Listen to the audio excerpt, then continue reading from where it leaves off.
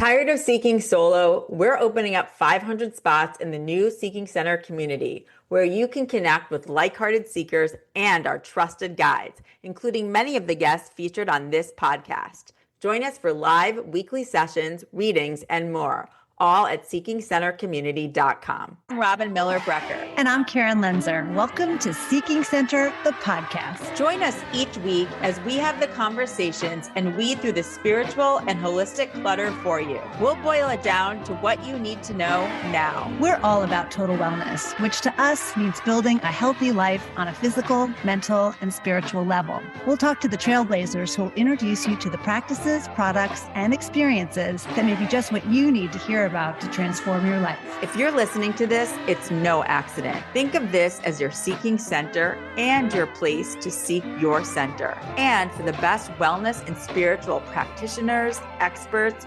products, experiences, and inspo, visit theseekingcenter.com. Okay, we're talking psychedelics because they seem to be everywhere right now. Maybe you've caught wind of a friend's ayahuasca retreat, or someone you know has shared a life-altering journey with psilocybin or ketamine. For some, these experiences are truly transformational, like a soul reset. But for others, not so much. We've heard words like wrecked or depressed come up too. So what's the truth? What do you really need to know before you consider trying psychedelics? We're kicking off the first of several eye-opening conversations on the topic of psychedelics, and we're honored to have Lisa Solomon here to guide us. Lisa is a cannabis and psychedelic industry expert with a deep understanding of plant medicine, policy, and the importance of safety, intention, and integration. She's trained with some of the world's leading scientists, and she's the real deal when it comes to helping people navigate these powerful tools with wisdom and care. Together, we're unpacking the most common psychedelics like ayahuasca and psilocybin and diving into the essentials of what we're calling know before you go. Think of it like choosing a trusted tarot reader or a medium. You wouldn't just trust your energy with anyone, right? The same caution and reverence should apply when it comes to psychedelics. We'll talk about preparation, potential risks, the role of your physical and mental health, and how to know if a psychedelic journey is right for you right now. There's so much to learn, and this is just the beginning. Let's seek the truth together. And I'm going to read a disclaimer before we get going. The content of this podcast is for informational and introductory educational purposes only. It is not intended to provide medical advice, diagnose, or treat any condition or encourage illegal activity. Psychedelic substances remain controlled in many jurisdictions. Always consult with a qualified healthcare provider and check local laws before making decisions related to your health or the use of any psychoactive substances. Okay, now it's time to get going. Hi, Lisa. Hi, Karen. Hi, Robin. Hi, Karen. Lisa, we're so glad you're here because this is a topic that we touch upon in a lot of our conversations lately. It seems every time you read something, everybody's got that interest in psychedelics. And yet so many of us really don't understand a lot about them and might be even afraid of them in some ways. You're here to shed a light on this whole subject with us. So can we start at the beginning, which is really around the roots of psychedelics, which really can be traced back to the indigenous times and maybe even before that? Yeah, and thanks so much for asking about that. And thank you for having me for this conversation here. I agree. So many people want to know and don't know where to go for information. So I love that you are providing this. You've touched some of your podcasts, and I love that you're continuing to offer more. So psychedelics do have indigenous roots, and it's very important to honor and acknowledge the indigenous cultures who really stewarded this sacred plant medicine for generations. Mm-hmm. Traditions involving ayahuasca and psilocybin, which we'll focus on today, as well as others such as peyote and San Pedro, have very long histories rooted in healing, community, and spiritual wisdom. And much of what is now being discovered in the modern world comes from the knowledge that was held in these communities and passed down generation after generation for thousands of years with great respect and care. That's a beautiful way to set that up. So there is so much history in this ancient medicine, really. How do you define psychedelic medicines? That's a good question. There's substances that can alter perception, mood, and understanding in ways that can lead to profound psychological insights, emotional healing, and spiritual experiences, especially when used intentionally and in ceremonial or therapeutic settings. A lot of people will confuse the recreational versus the medicines. Let's talk about that for a second. What does that mean? When we think about medicine and how these can be used, you were just touching on it, but really, how can somebody think about psychedelics as medicine versus the recreational? Part of it is related to dose, and a big part of it is related to intention. Are you using it for a short escape from reality or a way that you think you're going to have more fun at a concert? Or do you really want to feel these like spiritual connections that you have felt, but would like to see if you can feel them deeper or reach levels of connectivity you haven't had? Or you're aware of all the research that shows that there are a lot of healing properties within these medicines. So it's intention, setting, dose, a lot of different things that come together. Yeah, I think that is really important. Especially, I would say, I think about so many of my friends who experimented in college with psychedelics, and most of them did not have that intention. And at the time, we didn't really have all of this research at our fingertips, which we do now. And we can be using this in this way of really transforming your life in a completely different way. So it's important for people to understand that there is a difference. Yes. Yeah. And it's interesting when you talk about when you were in college, people experimenting, because there was already science there, but it was buried and it's just now coming out again. So it would be fascinating to do a whole episode just touching on the highlights of the history. I so agree. And I also think, I know for when I was in college, the internet wasn't a thing yet. It was just starting to become a thing, but certainly now, if you want to experiment, you can find all of this information that wasn't at our fingertips back 30 years ago. Then you can find some of the things we'll talk about later on, like the potential drug interactions if you're on prescription meds. We'll get to that later, but there are a lot of important things to know.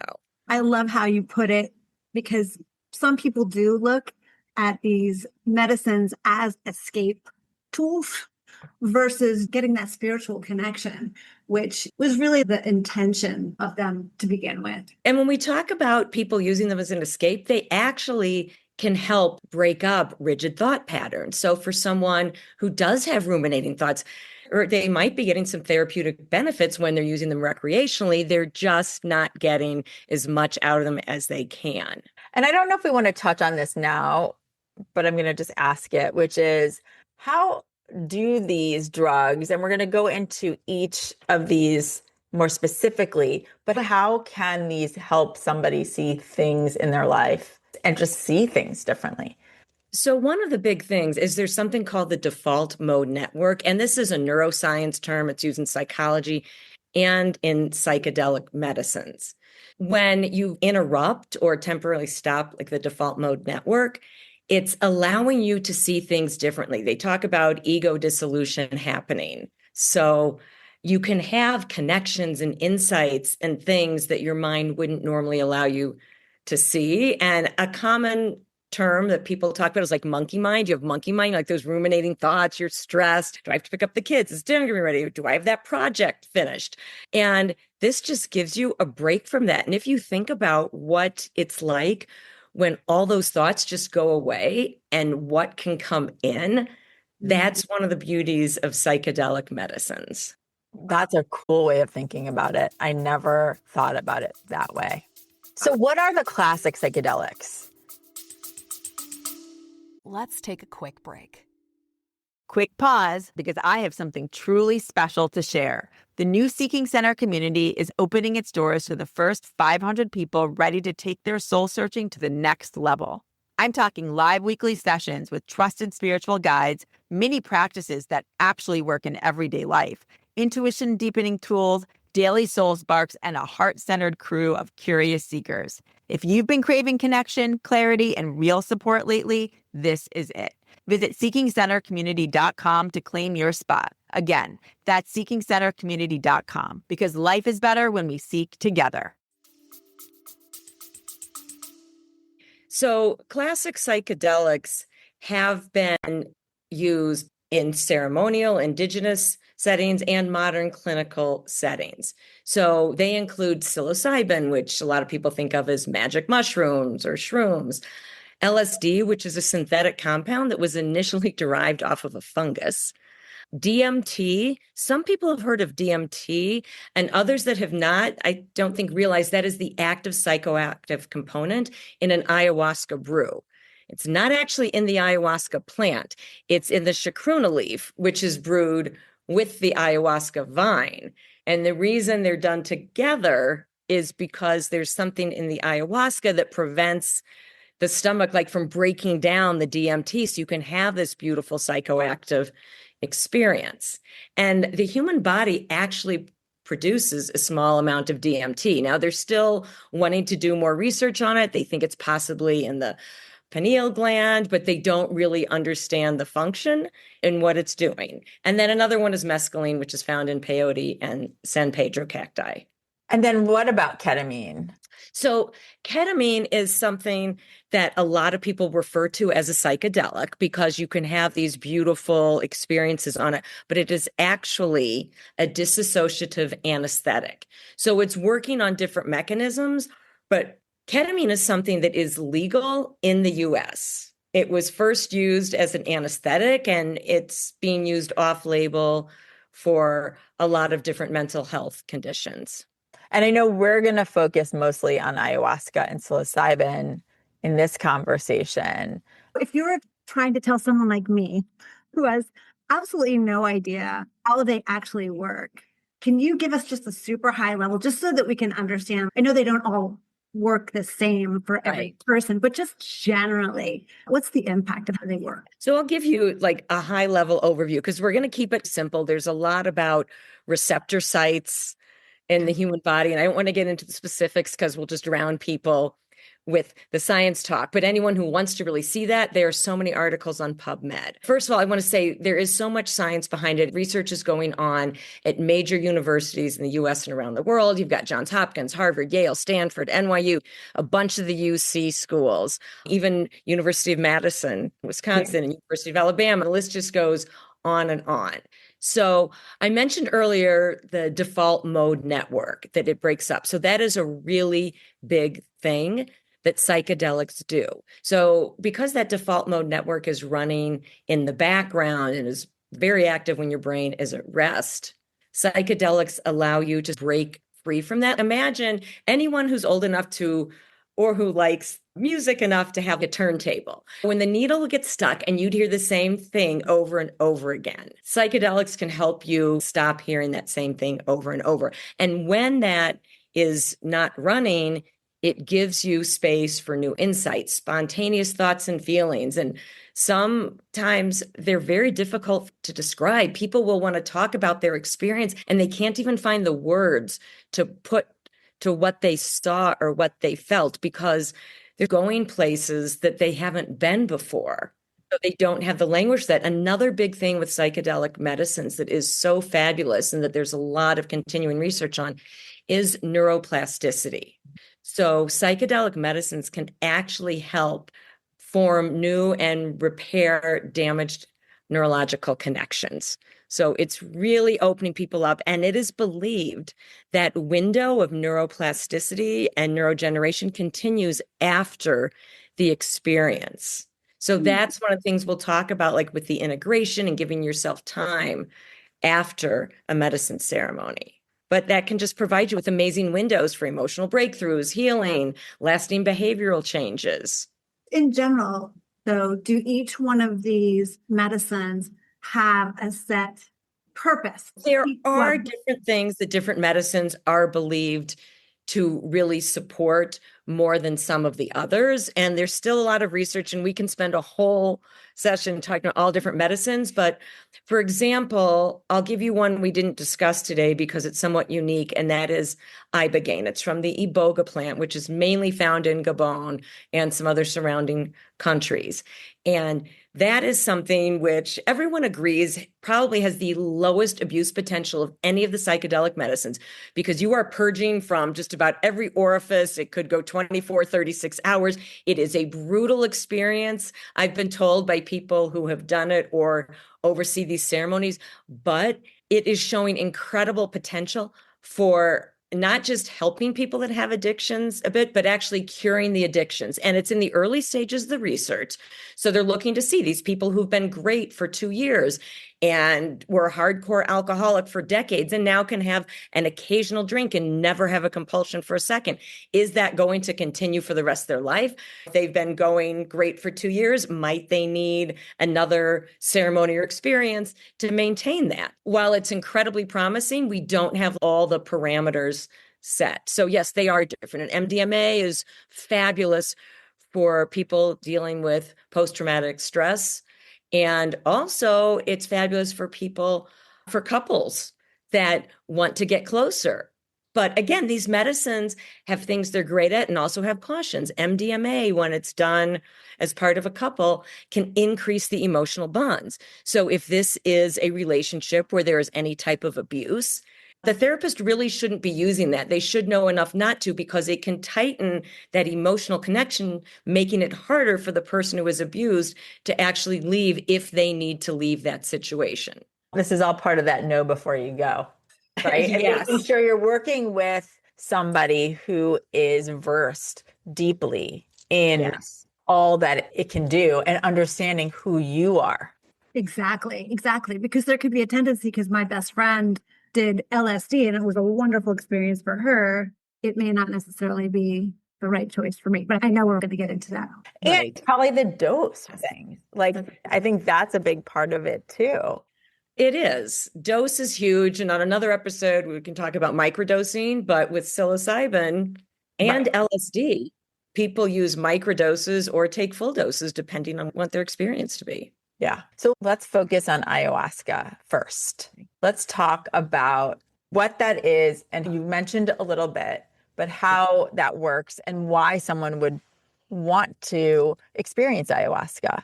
Yes, a lot of people want to experience ayahuasca because they feel like they have the potential to have a profound, life-changing experience. A lot of people do. Not everyone, but a lot of people do.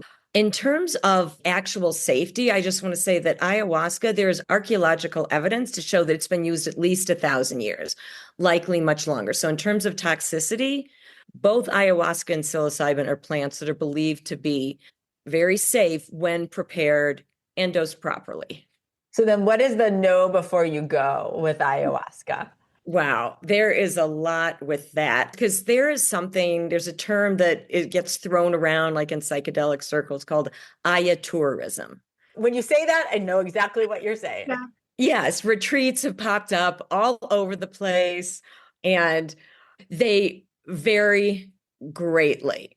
You have some that have medical teams on staff. They do a full medical evaluation with you before you go, find out what medications you're on, if there are any potential interactions, if you have issues with like blood pressure or heart rate or seizure disorder. They'll ask a lot of questions to see if you're a good candidate physically for the medicine, because ayahuasca is a very powerful sacred plant medicine.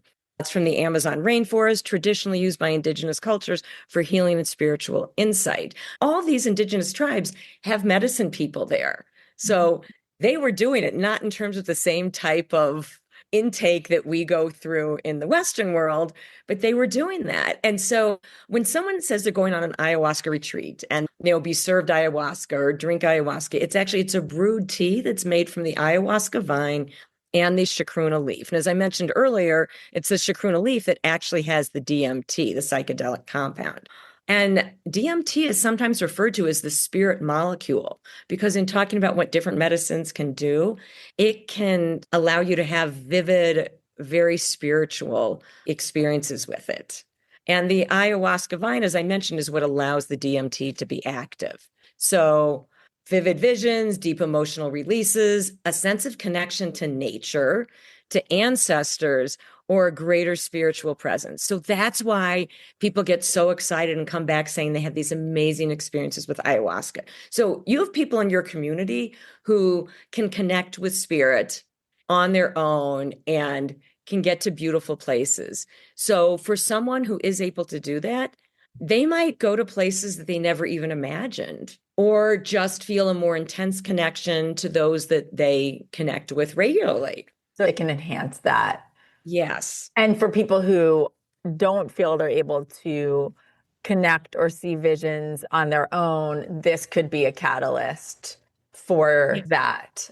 Definitely. But what is important to note here is that while a lot of people have these beautiful experiences, other people have like memories surface that are of very traumatic events. And there is a little bit of people aren't sure if some of these could potentially be false memories or if they are all repressed memories coming up.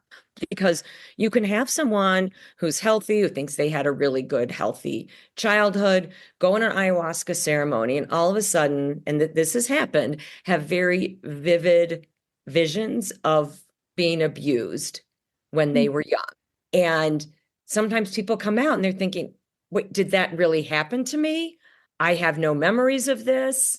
They may realize there's a time period of their childhood where they really don't have many memories. So maybe they are repressed memories, or maybe they think they remember everything and can't understand why they are seeing that. They can be very intense in a positive or a very unsettling way. And this is why it's so important to do the appropriate preparation with someone, doesn't have to be a therapist, but someone who is trained or very knowledgeable about the conversations that need to be had prior to a ceremony, and that anyone doing this has an integration therapist to talk to afterwards, and someone who really understands what can come up during psychedelic medicine ceremonies, that understands what they are seeing.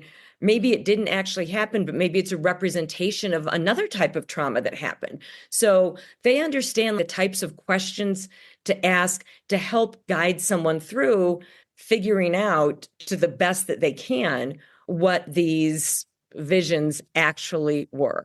Was ayahuasca always used this way? Was always the intention for it to help a person enhance that more spiritual connection? Or was there some larger purpose? Was it part of a ritual for the tribe? Was it for physical reasons? Or it seems very specifically that this is used to have that spiritual connection, but I just wonder if there was something more.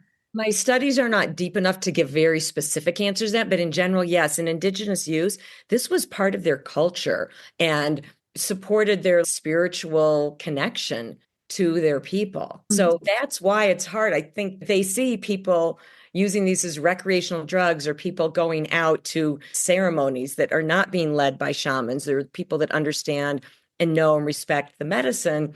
And it creates a bit of an issue for people, anyone, whatever religion you are, whatever your beliefs are, if there's something that is sacred to you and all of a sudden you see people using it, tossing it around like someone would toss around a ball, you feel like they're not respecting your culture. So that's why it's good to understand they didn't use them as recreational drugs. They were part of the ceremony.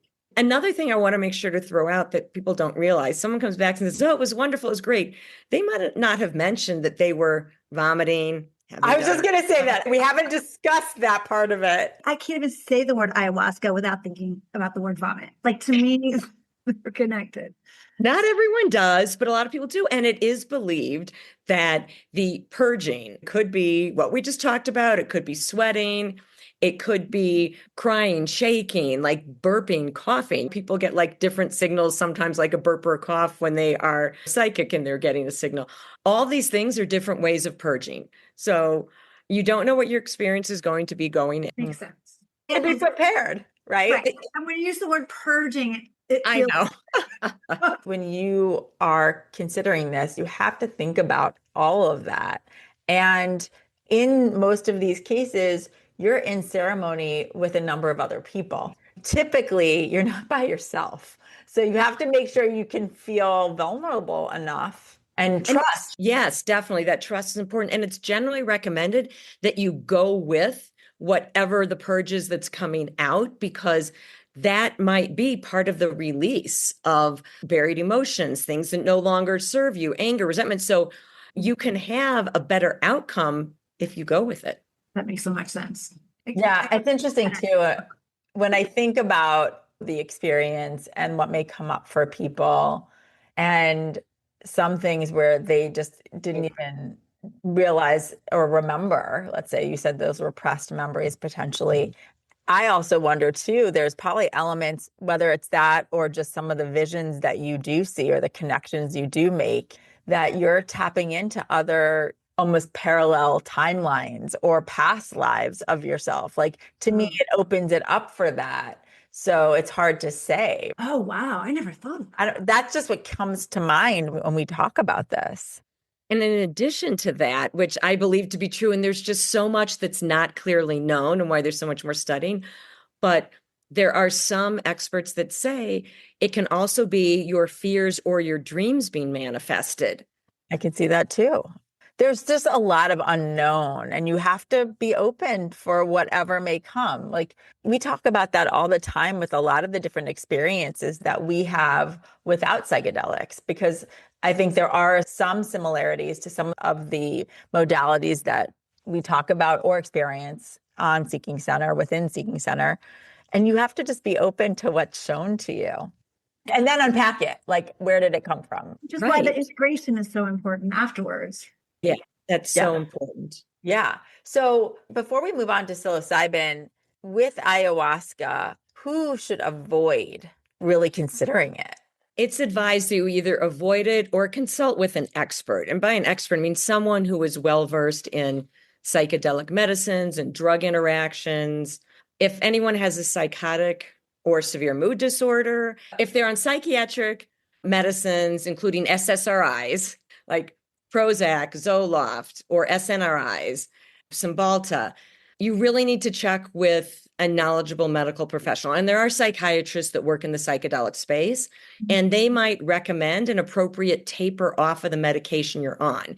And if they feel it's not safe for you to be off of that medication for the taper and period and the medicine ceremony, they might put you on something else short term that is safe to have with the medicine.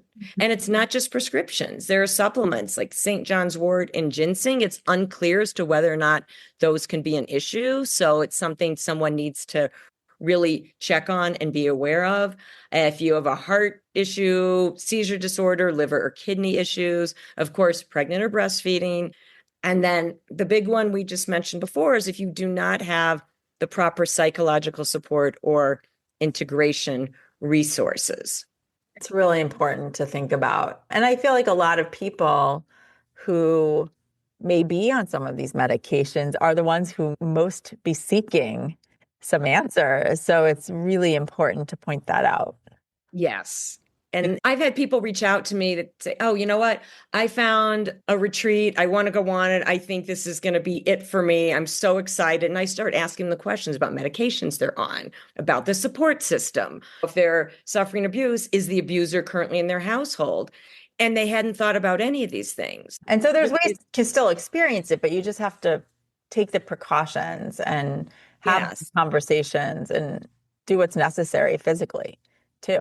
So let's move on to psilocybin and talk about what's the difference, number one. We know that they're actually different substances, but really, why would someone choose psilocybin over, let's say, ayahuasca? Okay, first of all, psilocybin is generally a much gentler ride, a much gentler medication. People can have some really powerful experiences on it, but in terms of the really rough things that will come up, there's generally a difference in that. So psilocybin actually converts in the body to psilocin. That is the active ingredient, the psychotropic part of it.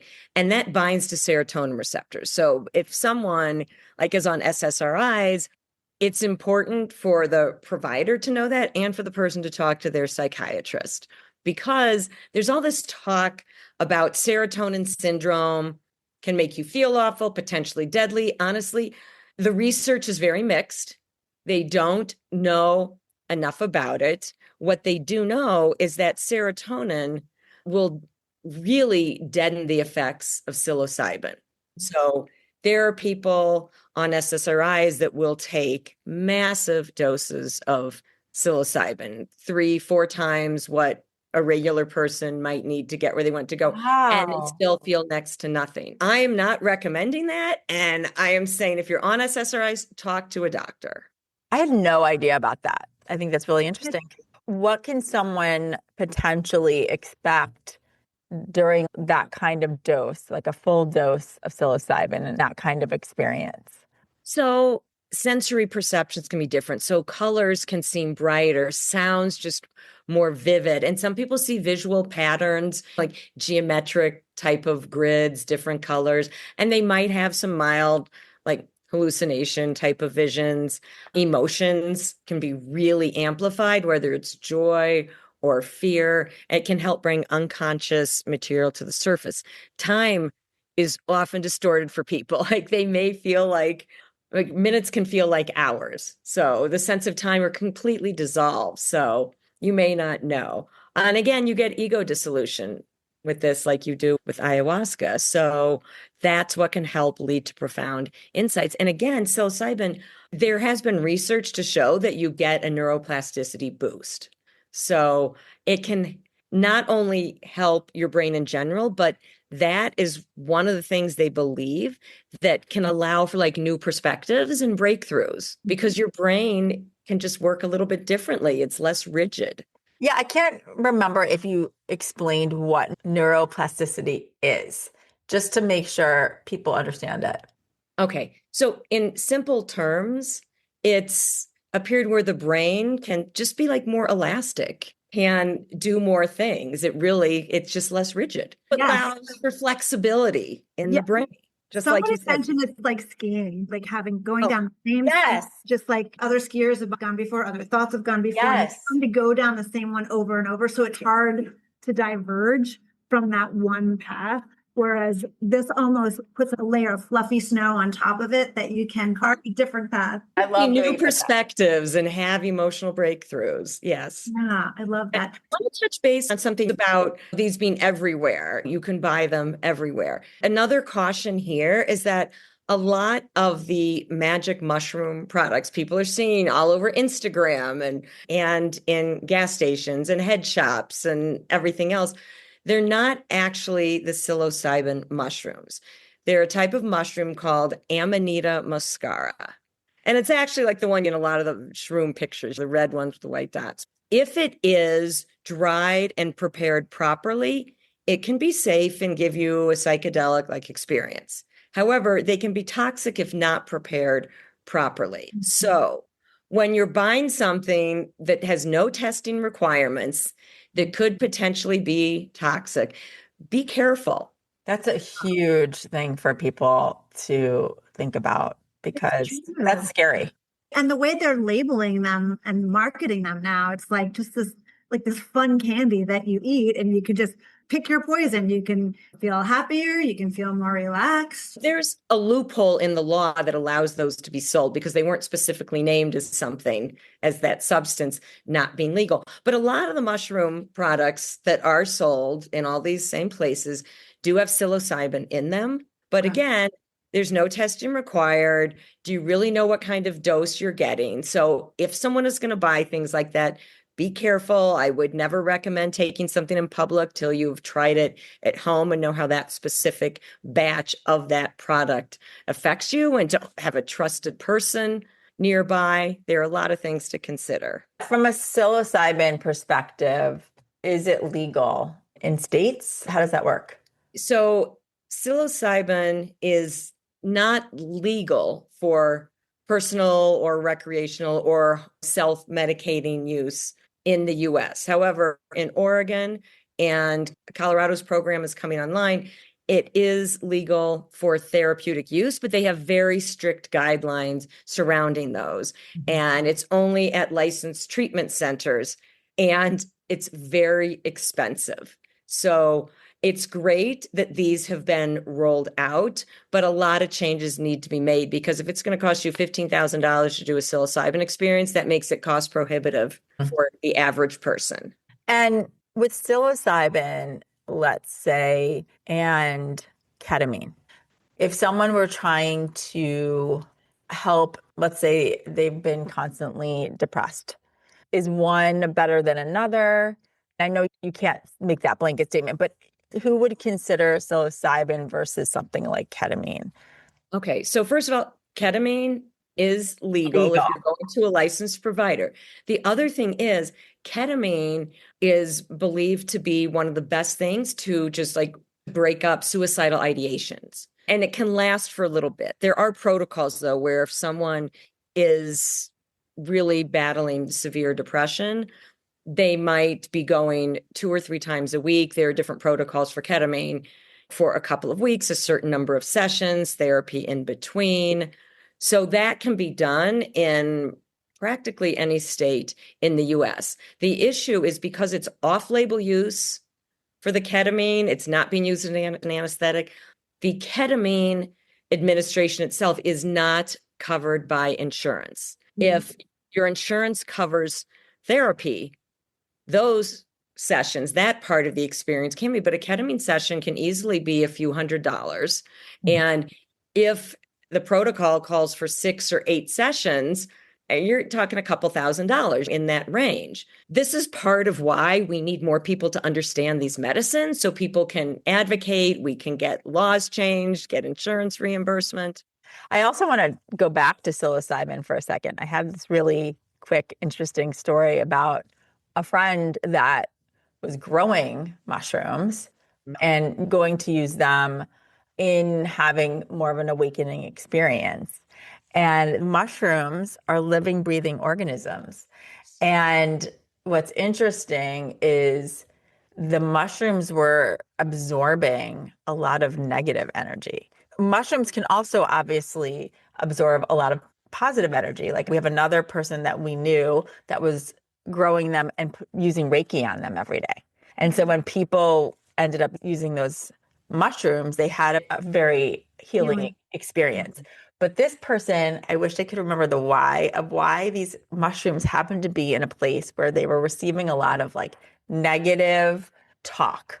When someone was upset, they were near the mushrooms and they were talking about not liking themselves or issues that were going on within the family. And when the person took those mushrooms, they had a terrible experience. And this is someone who has utilized different psychedelics before. So I just want to point that out, even those kinds of things, because we're not talking about regulated medicines, you don't know where it's being grown. You need to check those things. And so I just bring that up as another know before you go.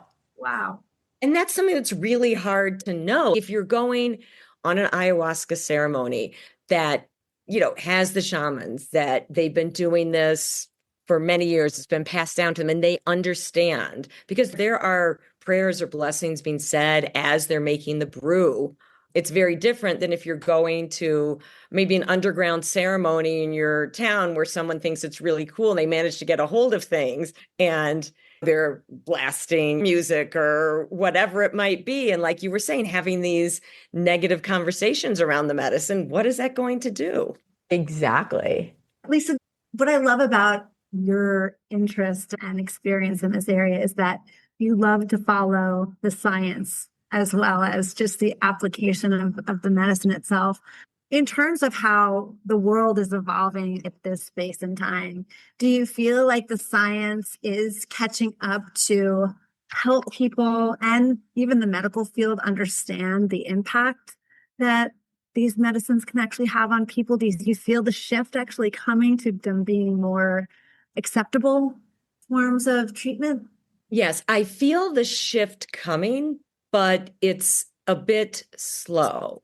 When you think about the average medical professional who has so much to keep up with in their specific field, they don't have the time to necessarily do it, or they're concerned if they have a conversation with a patient about it, that they could be opening themselves up to a lawsuit if someone chooses to go do something and something doesn't happen. However, the science is definitely moving forward.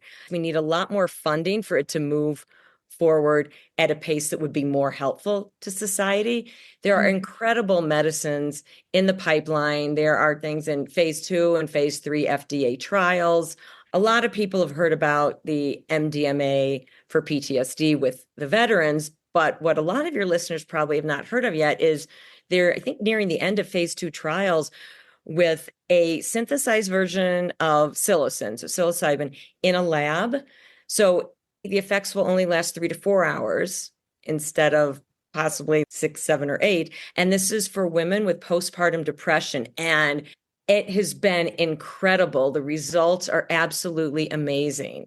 And because there are some women leading some of this research in the field, we are seeing things that are actually being made to treat issues that specifically affect women. And it's just, we need to get this out there more in the public so more clinicians understand that they have a lot of patients that are actually experiencing these medicines, and a psychiatrist should not be writing any prescription without specifically asking, do you ever use any psychedelic medicine? Same thing with any other type of physician that's prescribing medicine. It should be asked. And that one line on there, do you use drugs or take any drugs? And that is so outdated. So true. They know you're also very versed in cannabis, and that's a whole other discussion. But again, all of these questions, it should be more of an open dialogue.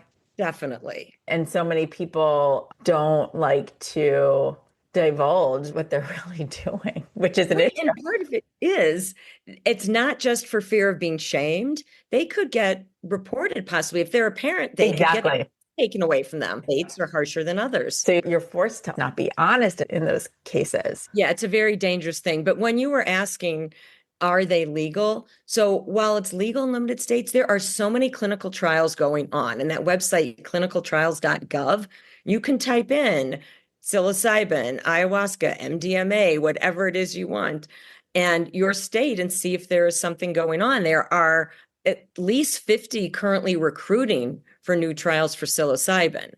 Wow. And that's not including any other medicine. Try that if you're interested. Yeah, because we're really specifically talking about in this episode how psychedelics are used as medicine.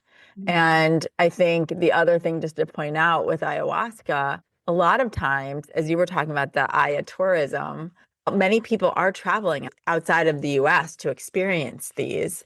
And you do also have to consider, again, a lot of your other physical ailments, because if something should happen and you're not in the US, Yes. where are you? What is the closest, as you were talking about, like a medical team? You might need a hospital. And what does that look like? You really have to do your due diligence before you just jump in. Or if you have a challenging experience, can you get on an airplane and fly home? Yeah. And again, we know that so many people have positive experiences, but we've also heard of people who don't necessarily have the most positive of experiences, which is why we feel it's really important to just talk about all of it.